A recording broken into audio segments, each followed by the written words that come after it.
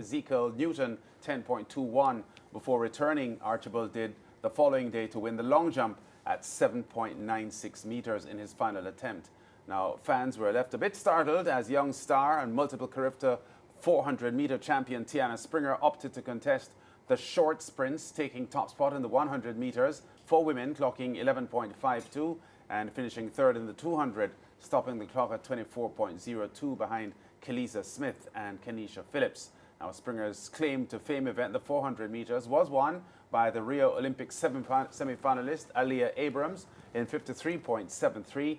And joining us via Zoom to review Guyana's national champs, journalist Roll Tony. Roll, welcome to the SportsMax Zone. Always great to have you on the show. Let me start by asking you about Tiana Springer's option to go the short sprints as opposed to the customer 400 for her. She's still a teenager and pretty mature, but fans were looking for her at the 400 and saw her instead at the 100 and 200. Thanks, Lance. I think a lot is to be said about Tiana Springer's missing the 400 meters. So what I was being able to gather from Tiana's camp is that, you know, she was reluctant to run the 400 that day, telling her coach, quote unquote, that her mind isn't in running the 400. You know, as the coach pointed out, a lot of people don't really know what's going on. But, you know, news in her camp is that, you know, since the NIL deal from Adidas, things have been totally different with Tiana. And a lot of things aren't reported because she's still a teenager. She's a child and she's still learning track and field. But, you know, there are concerns about disciplines. There are concerns about her focus in track and field right now. And there are concerns about, you know, her future in the sport, given the fact that, you know, despite being extremely talented, a lot is being done in the background. I don't really want to get that much into it because I said she's still young in the sport. But I, for one, was looking forward to it. You had an Olympian there that competed at the Olympics in the 400 meters. You had Aliyah Abrams there, one of the Abrams sisters. You know, Jasmine Abrams was there as well, too. And you also had Kelisa Smith. You had Kenisha Phillips. And these athletes are, with the exception of Aliyah Abrams, are athletes that Tiana would have competed and defeated before. So the coach wasn't too keen on why she opted out of the 400. In fact, he wanted to make things so comfortable for her that he would have taken her out of the 100 meters because he stated, you know, the 100 was there to just add a little speed. You know, she has strong legs and so forth. He just wanted her to run the 100 to have a little speed. So he wasn't too mindful of her running the 100 or the 200 meters where she placed third. So he was disappointed as much as everyone else, including you guys. Yeah, can you talk to us about her projection for the year, though? Because she turns 18 in September, which means she still has, you know, her junior program to contest. What are her plans for the upcoming internationals? You know, funny enough, I was told that she is not on the team for the Junior Pan Am Games. And I mean, people would have expected her to be at the Junior Pan Am Games, being one of the top athletes in the Pan Am region at the under 23 level. I myself was disappointed by the fact that, you know, the possibility exists that she wouldn't be there. And I don't know if things will change between now and then. But the last I checked, she wasn't on the team for the Junior Pan Am Games. You know, Tiana's trajectory in track and field is huge because she has immense potential in the sport, being, you know, one of the 400 athletes we haven't seen come out of Guyana since Ali and Pompey. No disrespect to Ali Abrams, who would have held her own at the world stage and the world championships, both outdoor and indoors, and at the Olympics, being a two-time Olympian. In fact, Ali Abrams is one of the last couple of years being the only Guyanese that uh, qualified directly for the Olympics and not would have received that wild card selection.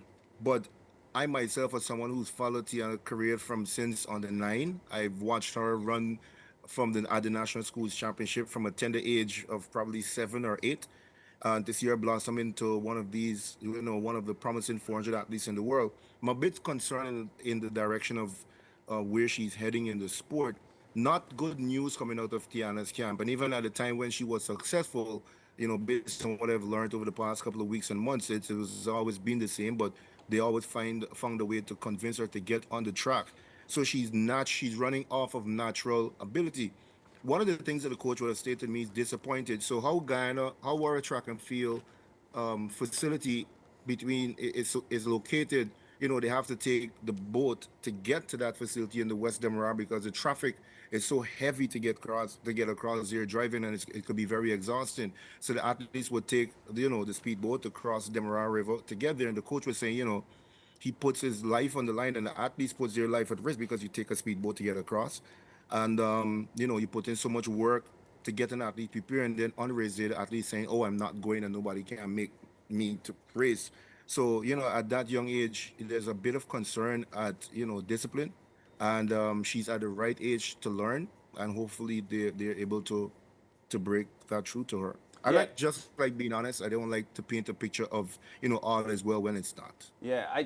Interesting that you're saying that, and we appreciate it, Raul, because this is a very significant story. I know there are other events that happened at the Nationals that we want to talk about, but this girl ran 52:31 as her season's best Yeah. as a 16-year-old. And just a couple of weeks ago, we had Veronica Campbell-Brown, the iconic Jamaican sprinter, live in the studio here with us. And we had a discussion about guidance and having people mentoring and guiding athletes throughout their careers. And it sounds to me as if Tiana Springer probably needs some strong help at the moment because She her, does, her, Lance, co- because her, when her you look at it, we haven't produced an athlete like Tiana ever. If I'm going to be honest with you, we had Khadijah Beard that won a silver at the World under 20, I think it was many years ago, where Shawnee Miller was in that race as well too. I think she got third, but we haven't quite produced locally. And Khadijah Beard was based overseas for the most part, so we haven't quite produced locally an athlete like Tiana Spring in our generation. Yes, we could go back to the days of the James Wren Jilks and the other athletes before Tiana from yesteryear, yes. but in recent times, we haven't quite produced an athlete like Tiana. So she doesn't have someone probably apart from Ali and Pumpy that she could look up to say, "Yo, this is what I want to be." She is on that level. At least she believes she is.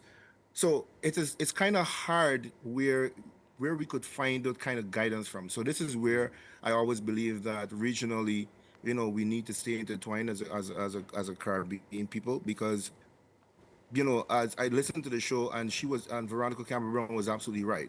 Our athletes need mentoring, and this is outside of Jamaica as well too. In Ghana, dealing with a talent like Tiana Spring and the Malachi Austins, that's pretty huge. We don't know how to manage that here in Ghana, and I think the coaches that we have here haven't quite produced those kind of athletes ever, at least in their lifetime, that had a trajectory to be one of the best in the world if they stay guided and coachable. So I really do hope that when she goes off to university at Georgia, that attitude kind of changes. Yeah, and quickly, we're going to wrap now, but Emmanuel Archibald got a predictable double in the long jump and Yeah, the 100. His wind assisted time yeah. 9:98, pretty solid, but as we said, wind assisted. Emmanuel Archibald was due to run a sub 10 when aided or not. He's been chasing that for his entire career, somebody that I've known practically all his life. Um, to be honest with you, Lance, I told him this personally. I wrote about this. I think that on the global stage, his focus should be on the long jump, because if you're not running sub 10 constantly, then you will just be, making regular appearance at these major championships. But I know he actually works extremely hard on his craft. It's someone that I look up to. Well, not look up to, but it's someone that I respect for his dedication to track and field. That every time he's doubted, he always comes out and produces. One of my major disappointments from the senior championships is the fact that the stands were practically empty. The time of the day, I guess, where the track is situated, lack of promotion on the AAG's part. I think they could have done a bit more because they had some fantastic performances. It's not often we get to see some Olympians competing here in Ghana. Emmanuel Ashwa, Alia Abrams. We got to see Natricia Hooper, who did, I think she finished second at the NCAA in her final year there at Clemson. So we don't normally get a chance to see some of these athletes compete locally, and I thought that it could be better supported. But nonetheless, I think that, they did a superb job. And I think the major disappointment for everyone when they looked at the results was wanting to see Tiana Springer name in the 400 meters.